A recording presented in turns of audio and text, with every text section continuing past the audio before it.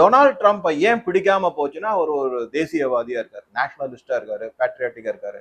அந்த விசா எல்லாம் வந்து கண்ணாப்பண்ணான்னு கொடுக்கக்கூடாதுங்கிற முன்னாடியே நான் கூட சொல்லியிருக்கேன். போன எலெக்ஷன்ல அவர் வந்து தோத்ததுக்கு ஒரு மெயின் காரணமே வந்து இந்த மெக்சிகோல இருந்து வந்த ரெஃப்யூஜிஸ் தான், வந்த அகதிகள் தான் வந்து அவங்க வந்து அப்படியே ஒரு பிளாக்கா வந்து டெமோக்ராட்டிக் பார்ட்டிக்கு ஜோ பைடனுக்கு ஓட்டு போட்டது.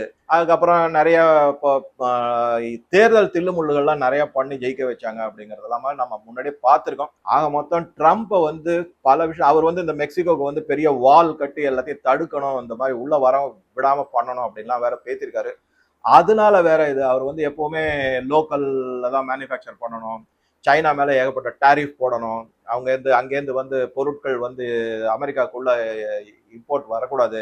இது மாதிரி எக்கச்சக்கமா நிறைய பேசியிருக்காரு. அவர் நாட்டுக்காக பேசியிருக்காரு. அவர் ஒரு தேசியவாதி அப்படின்னு தான் நிறைய பேர் சொல்லவும் சொல்றாங்க.